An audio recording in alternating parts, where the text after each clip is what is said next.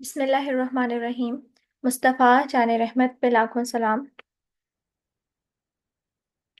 السلام علیکم، میرا نام اقرا سلطان ہے اور آج ہم نے فارمیسی ٹیکنیشین کے سبجیکٹ فارماسیوٹکس کا چیپٹر نمبر 1 سٹارٹ کرنا ہے۔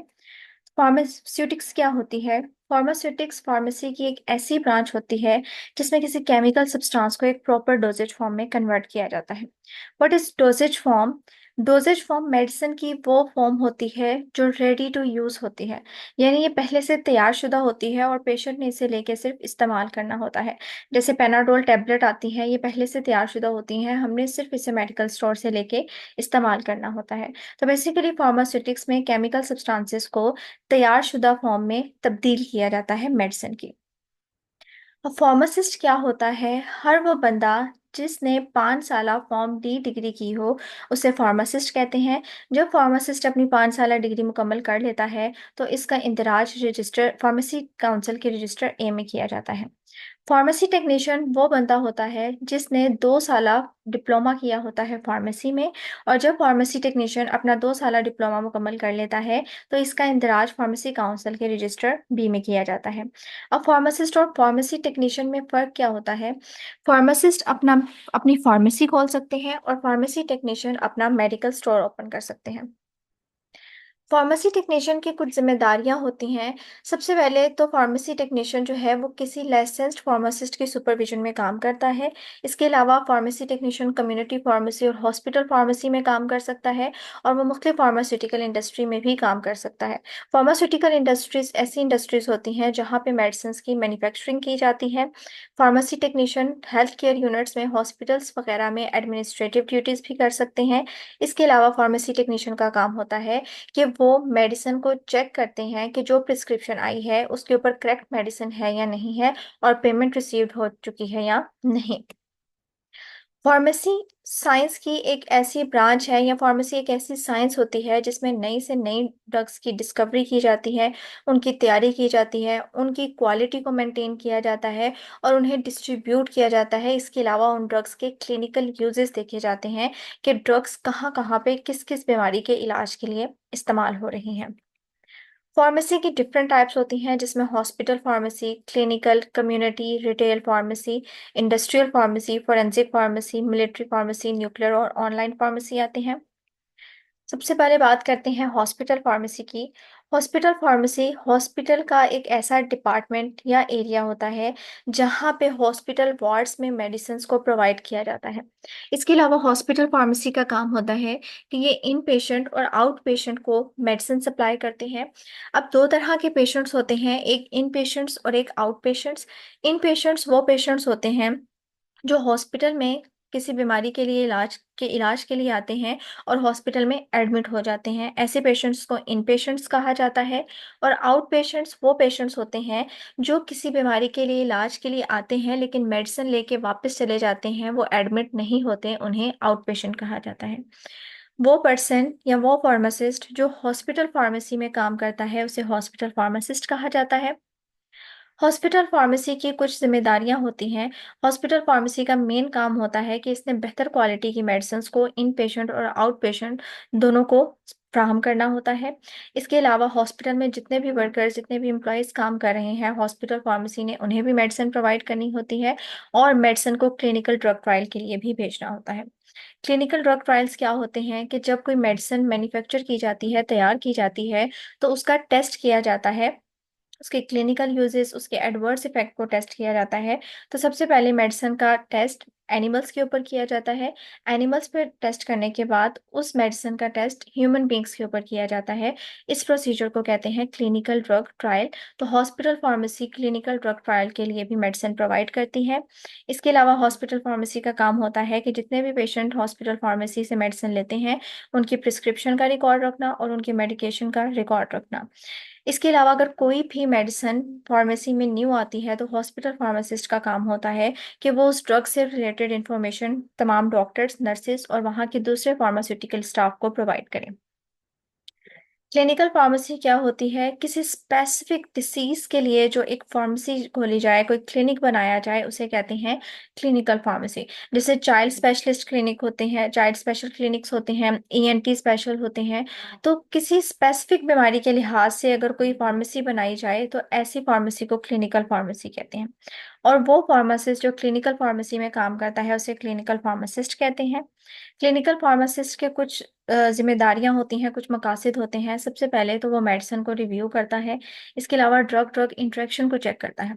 ड्रग ड्रग इंटरेक्शन क्या होती है कि बाज़ औक़ात बहुत सी ड्रग्स ऐसी होती हैं जो आपस में इंटरेक्ट कर जाती हैं, आपस में रिएक्ट कर जाती हैं, और या तो वो दोनों के असर को बहुत बढ़ा देती हैं या उनके असर को बहुत कम कर देती हैं, या एक ड्रग दूसरी ड्रग के असर को बिल्कुल ही ख़त्म कर देगी या उसके असर को बहुत ज़्यादा कर देगी।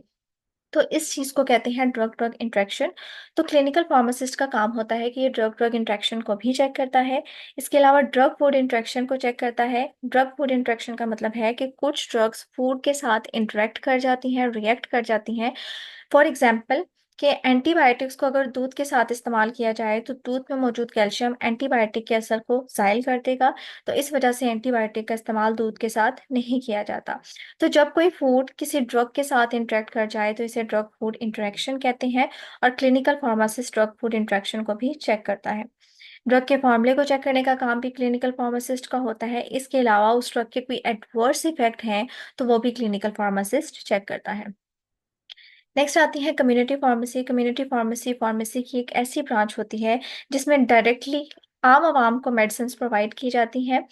जैसे मेडिकल स्टोर्स वगैरह हो गए या जो फार्मेसीज हमारे बाजार वगैरह में होती हैं। क्लिनिकल फार्मेसी कम्युनिटी फार्मेसी की सॉरी दो टाइप्स होती हैं, रिटेल फार्मेसी और wholesale pharmacy. Retail pharmacy community pharmacy की एक ऐसी टाइप होती है जिसमें ये फार्मेसी डायरेक्ट जनरल पब्लिक आम आवाम के साथ डील करती है और होलसेलर्स के साथ डील करती है। इसका मतलब है कि रिटेल फार्मेसी होलसेलर से मेडिसिन लेते हैं और आम आवाम को वो मेडिसिन फरोख्त करते हैं। होलसेल फार्मेसी कम्युनिटी फार्मेसी की एक ऐसी ब्रांच होती है जिसमें ये फार्मेसी डायरेक्ट डील करती है मैन्युफैक्चरर के साथ, यानी वो इंडस्ट्रीज जो मेडिसिन की तैयारी करती हैं। इसके अलावा रिटेल फार्मेसी के साथ होलसेल फार्मेसी का काम होता है कि ये मेडिसिन बनाने वालों से मेडिसिन को लेती हैं मैन्युफैक्चरर से, और मेडिकल स्टोर या रिटेल फार्मेसी को वो मेडिसिन प्रोवाइड करती हैं। कम्युनिटी फार्मेसीज के भी कुछ ऑब्जेक्टिव्स होते हैं। ये ड्रग ड्रग इंट्रैक्शन को चेक करते हैं, ड्रग फूड इंट्रैक्शन को चेक करते हैं, ड्रग के फार्मूला को और ड्रग के एडवर्स इफेक्ट को चेक करते हैं। इसके अलावा कम्युनिटी फार्मेसी हेल्थ कैंप्स और सेमिनार्स ऑर्गेनाइज करती हैं ताकि लोगों को अवेयर किया जा सके और वैक्सीन के मुतलिक गाइडेंस प्रोवाइड की जा सके। अगली ब्रांच फार्मेसी की है industrial pharmacy. Industrial pharmacy pharmacy की एक ऐसी ब्रांच है जिसमें मेडिसिन की तैयारी की जाती है। जब वो मेडिसिन बन जाती है तो उसकी लेबलिंग और पैकिंग की जाती है और उसके बाद उसे मार्केट में डिस्ट्रीब्यूट कर दिया जाता है। इंडस्ट्रियल फार्मेसी को फार्मेसी की बैकबोन भी कहा जाता है क्योंकि बाकी तमाम फार्मेसी को मेडिसिन प्रोवाइड करना इंडस्ट्रियल फार्मेसी का काम होता है। अब इंडस्ट्रियल फार्मेसी में कुछ डिपार्टमेंट्स होते हैं जो ड्रग की मैन्युफैक्चर, उसको स्टोर करने, उसको पैक करने में इन्वॉल्व होते हैं। सबसे पहला डिपार्टमेंट इंडस्ट्रियल फार्मेसी में प्रोडक्शन डिपार्टमेंट होता है। ये एक ऐसा डिपार्टमेंट होता है जहाँ पे मेडिसिन की तैयारी की जाती है उनकी स्पेसिफिकेशन के हिसाब से। फॉर एग्जांपल, इसमें 4 सेक्शन होते हैं: tablet section, syrup section, injection section और कैप्सूल सेक्शन। इन सेक्शन के अंदर इनकी स्पेसिफिकेशन के हिसाब से मेडिसिन को तैयार किया जाता है। जैसे टैबलेट सेक्शन में टैबलेट को तैयार किया जाएगा, सिरप सेक्शन में सिरप को तैयार किया जाएगा, इंजेक्शन सेक्शन में इंजेक्शन को, और कैप्सूल सेक्शन में कैप्सूल को तैयार किया जाएगा। दूसरा डिपार्टमेंट इंडस्ट्रियल फार्मेसी का वेयर हाउस होता है। वेयर हाउस एक ऐसा डिपार्टमेंट होता है या एक ऐसा एरिया होता है इंडस्ट्रियल फार्मेसी में जहाँ पे खाम माल को स्टोर किया जाता है। इसके अलावा वो प्रोडक्ट्स जो तैयार हो चुकी हैं उन्हें भी स्टोर किया जाता है। तीसरा डिपार्टमेंट इंडस्ट्रियल फार्मेसी में क्वालिटी कंट्रोल डिपार्टमेंट का होता है। क्वालिटी कंट्रोल डिपार्टमेंट का काम होता है कि जितना भी खाम माल है और वो प्रोडक्ट्स जो तैयार हो चुकी हैं उनकी क्वालिटी को चेक करना।